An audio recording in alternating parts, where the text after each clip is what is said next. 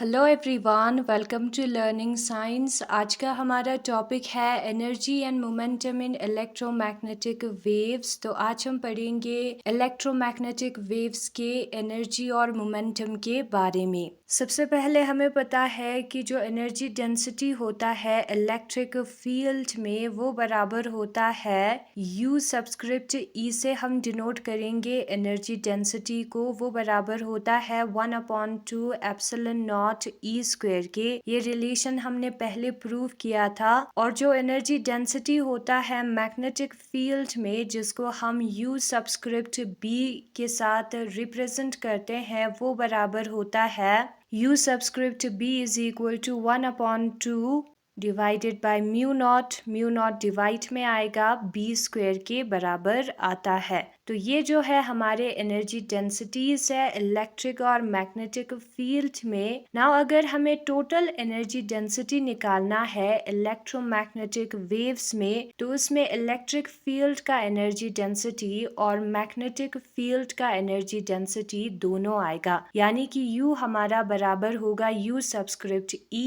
Plus U subscript B के, जिसके values हमारे पास है तो उसको हम यहाँ पर पुट करेंगे। हमें मिलेगा 1/2 epsilon not E square plus 1/2 mu naught B square. और हमें ये भी पता है कि जो B है वो electric field divided by C के बराबर आता है। और ये रिलेशन हम जो है डायमेंशनली प्रूव कर सकते हैं। हमें पता है कि जो लॉरेंस फोर्स है वो बराबर होता है charge into V cross B, यानी कि वेलोसिटी और मैग्नेटिक फील्ड। तो फोर्स हमारा बराबर आएगा QVB के। और यहाँ पर स्पीड जो है इलेक्ट्रोमैग्नेटिक वेव्स का वेलोसिटी जो है वो C है, स्पीड ऑफ लाइट के बराबर है। तो ये वाला टर्म आएगा। तो इससे हमें पता चलेगा कि जो B है वो बराबर आता है F डिवाइडेड बाय QC के।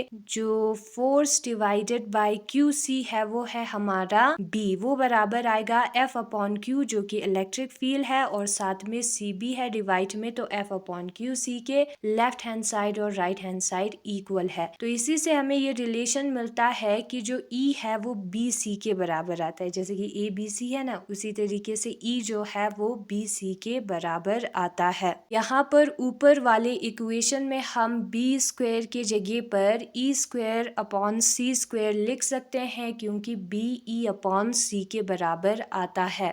वी नो दैट, हमें ये भी पता है कि जो C स्क्वायर है वो बराबर आता है 1/म्यू नॉट एप्सिलॉन नॉट के। तो C स्क्वायर के जगह पर हम 1/म्यू नॉट एप्सिलॉन नॉट लिखेंगे। तो U जो है वो हमारा बराबर आएगा 1/2 epsilon not E square plus 1/2 mu naught E square into mu naught epsilon not. C square के जगह पर हमने पुट किया है 1/म्यू नॉट एप्सिलॉन नॉट। अगर हम मल्टीप्लाई करेंगे तो उल्टा लिखना होता है, तो म्यू नॉट और म्यू नॉट हो जाएगा यहाँ पर कैंसिल, बचेगा 1/2 epsilon not E square plus 1/2 epsilon not E square, यानी कि half epsilon not E square दो बार है। हाफ को जब हम प्लस करेंगे दूसरे हाफ के साथ तो 1 आता है, ठीक है। 1/2 प्लस 1/2 जो है वो 1 आता है, तो हम 1 ही लिखेंगे।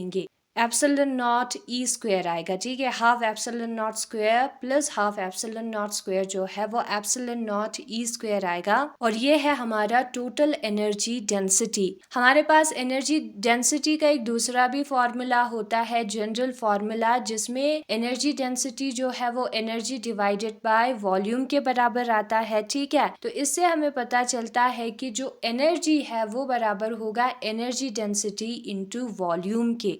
एनर्जी डेंसिटी का वैल्यू अभी हमने ऊपर निकाला था, उसी को हम पुट करेंगे एप्सिलॉन नॉट E स्क्वायर, या U हम लिख सकते हैं, और वॉल्यूम हम सपोज करते हैं dV है यहाँ पर, ठीक है। तो यहाँ पर U के जगह पर हम पुट करेंगे एप्सिलॉन नॉट E स्क्वायर, और वॉल्यूम को हम एरिया इंटू डिस्टेंस करके लिख सकते हैं। एरिया इंटू डिस्टेंस जो है वो वॉल्यूम होता है, ठीक है, एरिया लेंथ का स्क्वायर है डिस्टेंस में, और एक लेंथ आएगा, लेंथ का क्यूब बन जाएगा विच इज वॉल्यूम। अब हमें ये भी पता है कि जो वेलोसिटी है c है डिस्टेंस अपॉन टाइम के बराबर आता है, dx अपॉन dt के बराबर आता है। तो dx जो है वो हमारा बराबर होगा c dt के, dx की जगह पर हम लिखेंगे c dt। फिर उसके बाद हम निकालेंगे energy flow per unit area per unit time. ठीक है, कितना एनर्जी फ्लो हो रहा है एक पर्टिकुलर एरिया से,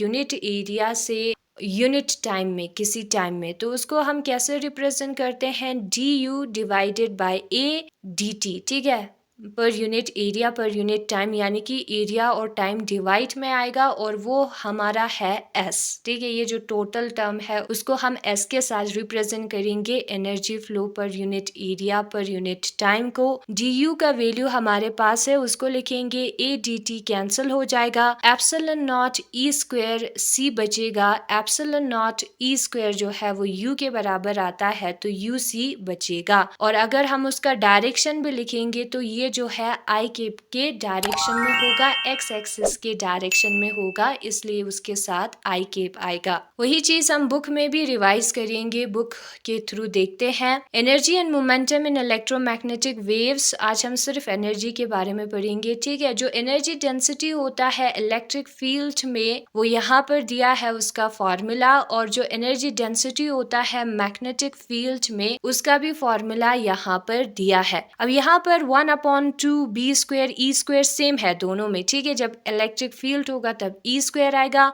मैग्नेटिक फील्ड होगा तब b स्क्वायर आएगा। एप्सिलॉन नॉट ऊपर है, म्यू नॉट नीचे है, वही डिफरेंस है। अब ये वाला प्रूफ जो है हमने इस वाले टॉपिक में निकाला था, चैप्टर का नाम था capacitor and properties of dielectrics. उसमें हमने निकाला था energy per unit volume in electrostatic field, और energy store in a magnetic field वाले टॉपिक में, जो कि इलेक्ट्रोमैग्नेटिक इंडक्शन वाले चैप्टर में था, वहां पर हमने निकाला था b square upon 2 mu naught आता है हमारा मैग्नेटिक फील्ड का एनर्जी डेंसिटी। ठीक है, ये प्लेलिस्ट में मिल जाएगा इलेक्ट्रिसिटी और मैग्नेटिज्म के total energy in a region of free space where both electric field and magnetic field are present. अब एक ऐसे जगह पर जहां पर इलेक्ट्रिक फील्ड और मैग्नेटिक फील्ड दोनों प्रेजेंट हो, टोटल एनर्जी हमें कैसे मिलेगा, प्लस करके सम करके मिलेगा, इसलिए हमने सम किया है। वैल्यूज ऊपर है तो पुट किया है, b जो है वो e अपॉन c के बराबर आता है, तो यहाँ पर ऊपर b स्क्वायर की जगह पर हमने e स्क्वायर अपॉन सी स्क्वायर का यूज किया है, उसको पुट किया है। फिर सी स्क्वायर जो है 1 म्यू नॉट एप्सिलॉन नॉट आता है, ये हमने velocity of electromagnetic wave in vacuum वाले टॉपिक में किया था।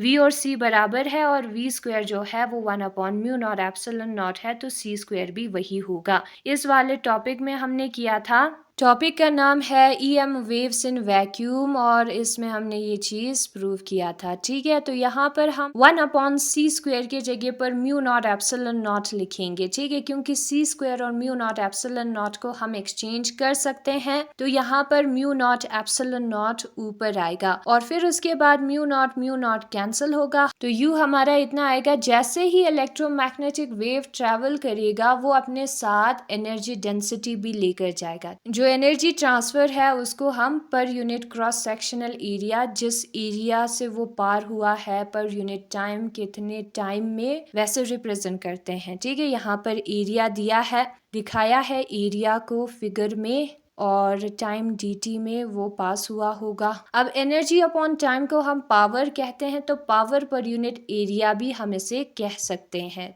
The distance travel by electromagnetic wave in time dt, जो डिस्टेंस ट्रेवल करेगा हमारा wave EM wave time dt में, हमने टाइम को नोट किया विच इज dt, वो कितना होगा, हमें पता है कि जो डिस्टेंस है वो वेलोसिटी इंटू टाइम होता है, तो वेलोसिटी इंटू टाइम के बराबर होगा। टाइम है dt यहाँ पर, तो dx जो है वो c dt के बराबर आएगा। c जो है इलेक्ट्रोमैग्नेटिक वेव का वेलोसिटी है। It means in time dt the distance और length dx is equal to c dt of the EM wave. तो यहाँ पर क्या है, इसका मतलब जब टाइम हम dt को कंसिडर करेंगे, किसी पर्टिकुलर टाइम को हमने कंसिडर किया, तो वो डिस्टेंस dx कवर करेगा, ट्रेवल करेगा उस टाइम में, जो कि c dt के बराबर आएगा। ठीक है, और वो जो है एरिया को पास करेगा विच इज a। ठीक है, ये एरिया पास करेगा और यहाँ पर वो पहुंचेगा डिस्टेंस dx कवर करके। Therefore, ये जो एनर्जी होगा इस वॉल्यूम के रीजन में, ठीक है, यहाँ पर एक वॉल्यूम बना रहा है ये एरिया, उस रीजन में वो कितना होगा, एनर्जी डेंसिटी इनटू वॉल्यूम के बराबर होगा, du जो है। मैंने बताया एनर्जी डेंसिटी इनटू वॉल्यूम कैसे आता है। फिर एनर्जी डेंसिटी का वैल्यू हमें ऊपर मिला है, वॉल्यूम यहाँ पर dv है, हम सपोज करते हैं। अब ये जो वॉल्यूम है वो एरिया, ये एरिया हुआ, ठीक है,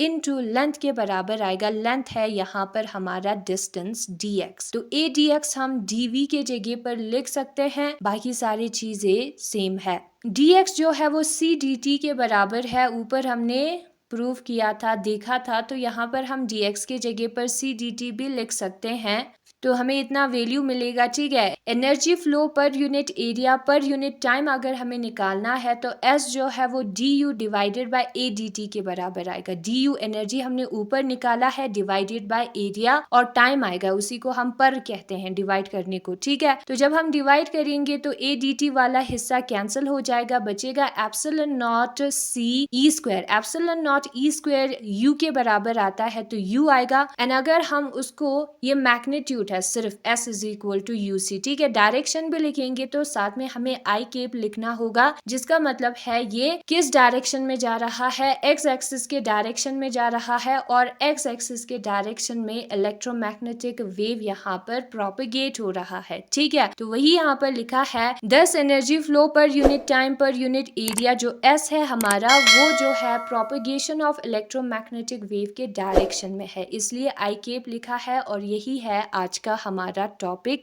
energy of electromagnetic waves. Momentum हम कल करेंगे।